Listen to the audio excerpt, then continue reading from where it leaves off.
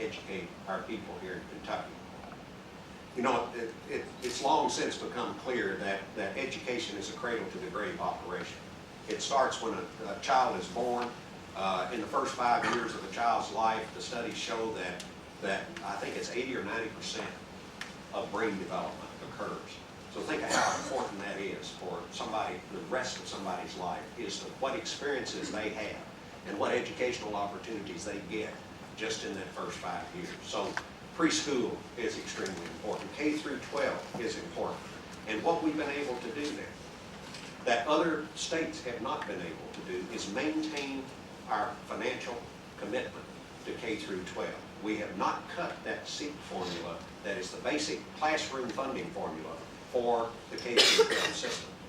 And that's a big thing, because other states, when you go around and look, they've closed schools, they've laid off teachers, they've laid off firefighters, they've laid off police. They've had to do a lot of real tough things to balance their budget. We've cut over $600 million out of the state budget just in 20 months.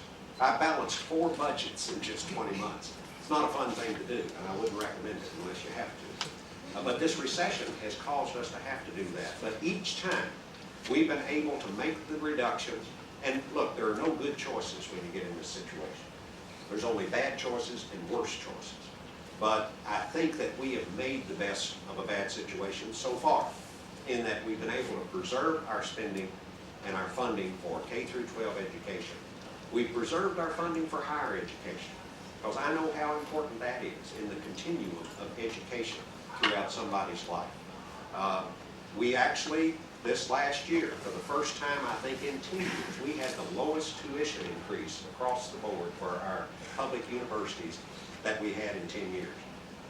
And part of that was the fact that I sat down with the Council on Post-Secondary Education and the university presidents, and we talked about how important it was during this kind of time, where people did not have a lot of expendable income, to hold that tuition down as much as we could, so that nobody who needs a college education and can handle a college education would be denied an education because they couldn't afford it. It's not perfect. Now, I understand that. I mean, any increase right now is tough on everybody. But the increases that we had last year were the lowest by far that we had in a 10-year period. Another thing that not too many people noticed, but that we did that I thought was extremely important in your territory, is that about a year ago, we were in jeopardy of shutting down our student loan operation.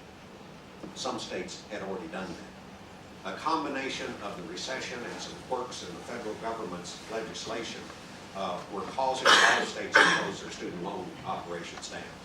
We came up with some innovative financing, and really a bridge loan of sorts, that kept our student loan operation afloat until it got its feet back on the ground.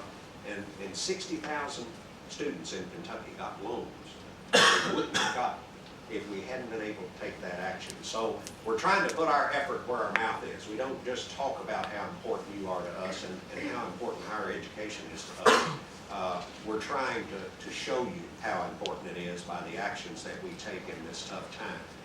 Higher education's budgets, you know, have basically remained, they haven't gone up a lot because we don't have the money to have them go up.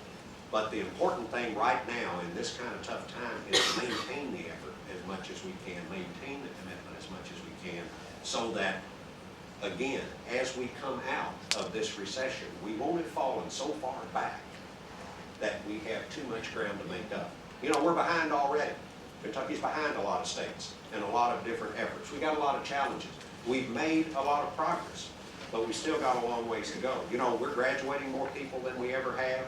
The numbers look great. I mean, the effort that our universities have put in have been great. We've got better quality students. We've got more people graduating. We've got more financial aid out there on the street. So things are moving ahead, but we can't afford right now to go significantly backward, or we won't ever catch up. Now, having said that things are moving ahead, you know, the challenges we have are that we've got 26% of adult-age Kentuckians without a high school diploma. A little over 6,000 kids every year drop out of high school and don't finish. We've got a lot of kids, the last study I saw that come out of high school and go to college, about 52% of them have to take at least one remedial course before they can take a credit course in that area. We've still got some things to correct. We've got some things to do, but we have made a lot of progress. I just want to make sure that as we move through this recession, that we maintain our efforts so that we can continue to make that progress. All the other states are having the same problems. And as bad as we've got it here, if you go around and look at what's happened elsewhere, you'll conclude, as I have, that while it's bad here, we're doing a lot better than most of them in terms of just maintaining some of these vital services that we have. Now, as I mentioned to you, there aren't any good choices right now. I mean, we've had to cut some things that shouldn't be cut. We have had to move some money around in order to support higher ed and K through 12 that came from some other areas that I would not want to reduce. But you got to make choices in situations like this, and we have. And so far, in addition to education, we've been able to maintain the Medicaid program, which some of you know is the healthcare safety net for lower income Kentuckians. There would be hundreds of thousands of people without any health care if we didn't have the Medicaid program, and we've been able to maintain that program and not cut it back. We've been able to maintain our efforts in economic development. That's extremely important because the bottom line is, even as well educated as you will be when you come out of the University of Louisville, if there's not a job here for you, then you're going to be going someplace else. We want you to stay here. And so we're working very hard to bring in more jobs and create more jobs in Kentucky. Not just jobs that we go out someplace else and find and bring in here, but also working with our own businesses and industries to help them expand and grow. And we just passed a comprehensive reform of all of our economic incentive programs so that we can now work with our existing businesses. Heretofore, really about the only tools we had was to go out and attract a business from someplace else to move into Kentucky. Once we got them here, we really couldn't do much for them to help support them and help them to grow and expand. And after 15 or 20 years, they could go to Indiana or Illinois and be a new company and get all these incentives, but we couldn't do anything to compete at that point to keep them here. So we have revised those programs, and now, long term, I think we will have more tools to create more jobs to keep folks like you here in the state. The final area that we've tried to maintain our effort in, above all others, is public safety. Because after all, when you look back, and some of you have studied political science and government, you know that the most basic duty of a government, no matter where it is to provide for the safety of its people. And we are trying to do that by making sure that folks are as safe as possible on their streets and in their homes, supporting law enforcement efforts, making sure we don't have to cut back in those areas. So those are the things that we're doing now.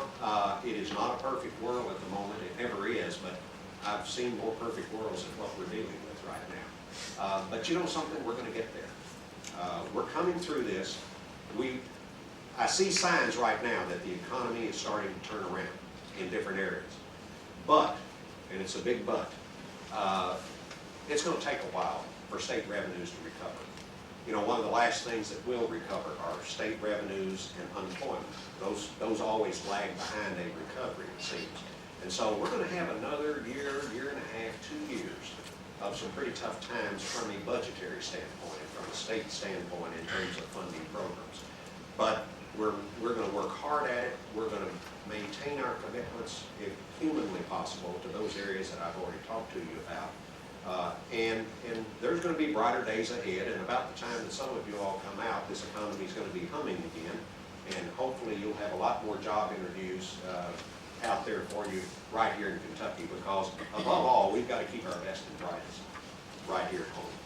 We've been losing too many of them. We've had a brain drain for years in Kentucky. People that go to school here, get great educations here, and then find better jobs someplace else. We got to make sure we keep you here, and I'm going to do everything I can to do that. Let me stop right there. I know that you all would rather ask questions than hear me talk more, so let's have some questions.